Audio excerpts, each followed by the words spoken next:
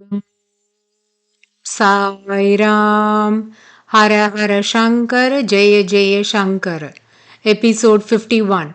Shri Mahaswami, the Sage with Eyes of Light. The Diary of a Seeker of Truth, Dr.Serge Demetrian. Dear devotees, now we shall listen to the second section, part 3 of this divine book under the subtitle Around the River Arani. Kottampeta, Rajanagaram-pet, 18th and 19th December 1971. Sri Mahaswami takes my pain on his own body. After another few days spent in Kanchipuram, I started once again in search of Sri Mahaswami.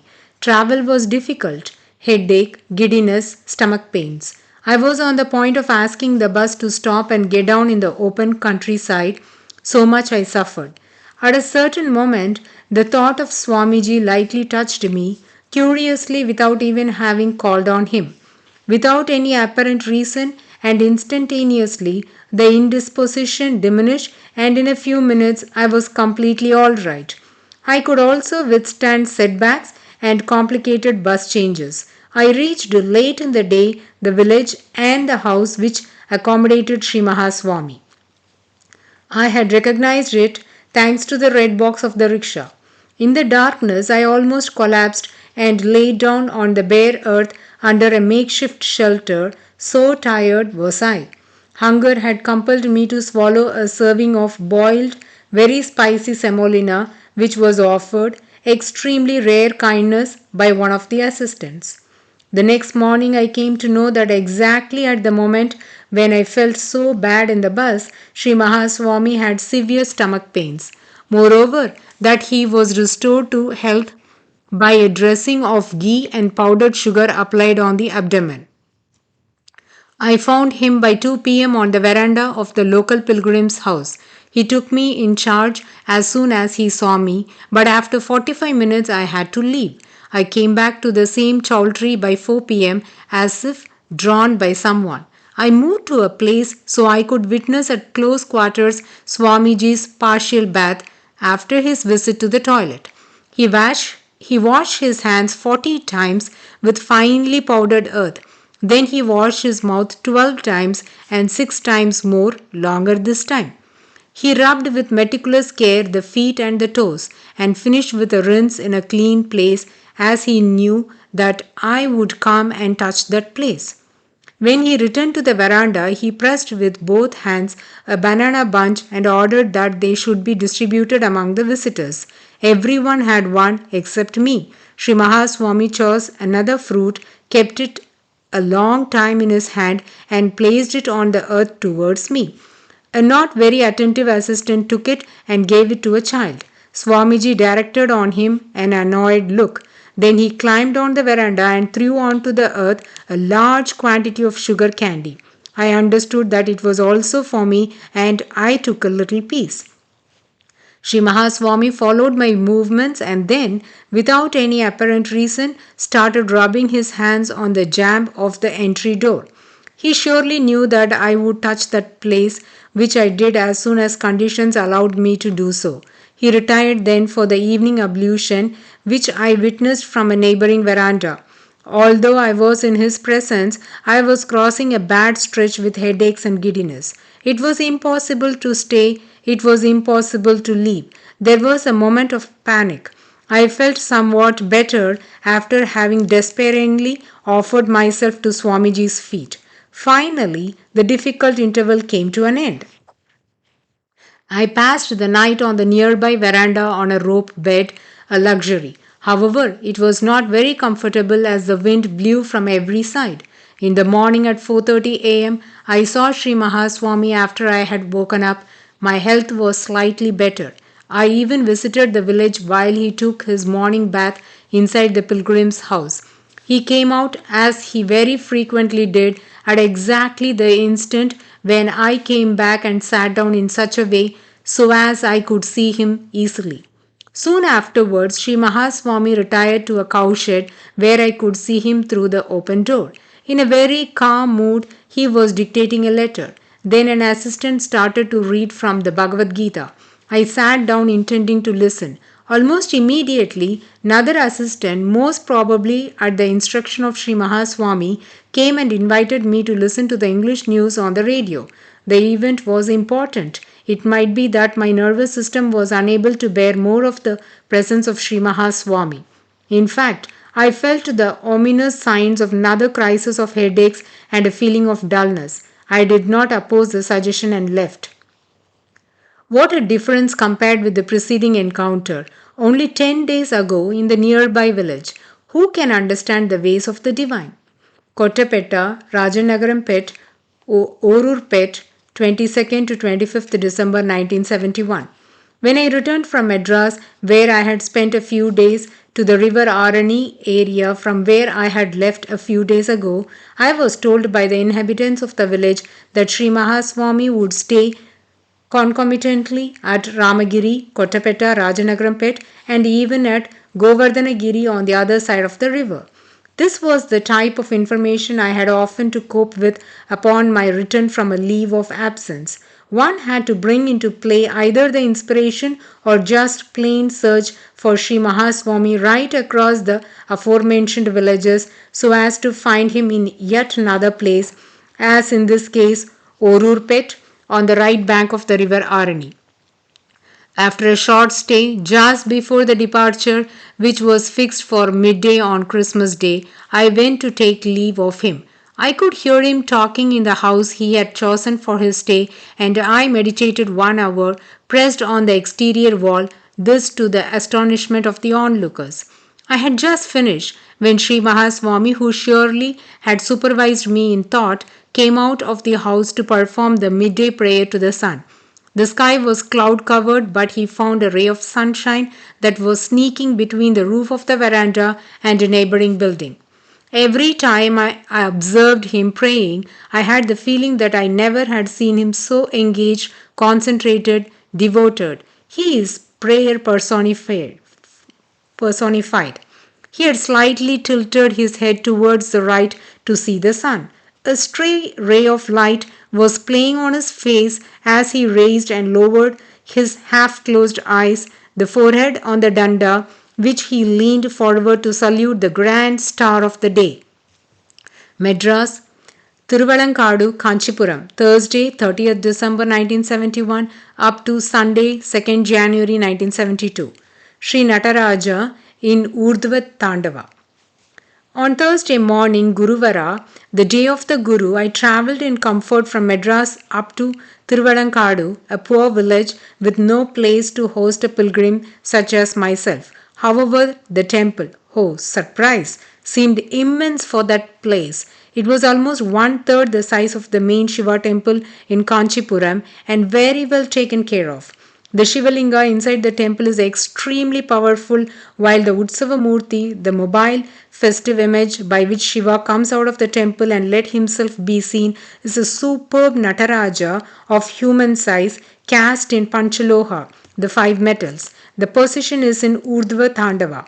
The head of the master of the cosmic dance is impressive, somewhat tilted towards the right, eyes closed, perhaps in meditation or attentive to everything that happens in the infinite areas of the entire round of the worlds led by himself. His elongated face has fine traits. The powerful nose, slightly aquiline, his lightly slanted eyes made me think of Sri Mahaswami. Nataraja has 8 arms. The first one on the right side keeps the hand open towards the onlooker. The blessing, while the first one on the left shows a graceful movement of the left foot, which is being lifted by Nataraja in an unusual movement up to his left ear. The other arms display different emblems which harmoniously encircle Nataraja's slender body. It is said that Shiva, the great god, had been challenged in a dance contest by Kalika, his own creation, and his spouse in order to settle an argument. Shiva took the form of Nataraja, but for the 6 first rounds, Kalika, an expert in the art of rhythmic and elegant movements, equaled her husband. At the 7th round, Vishnu started beating a very brisk rhythm on the drum. Shiva began to dance faster and with highly complicated movements.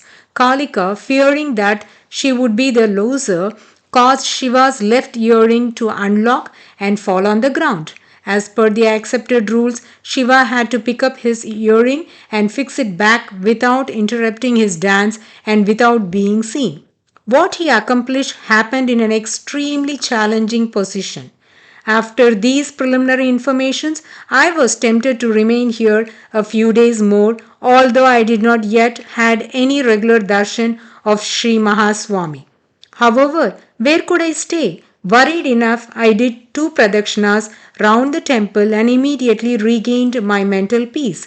By that time, as by a miracle, a funny Swami appeared suddenly and, without my having asked anything, took me in his charge, boarding and lodging, for my entire sojourn in the locality.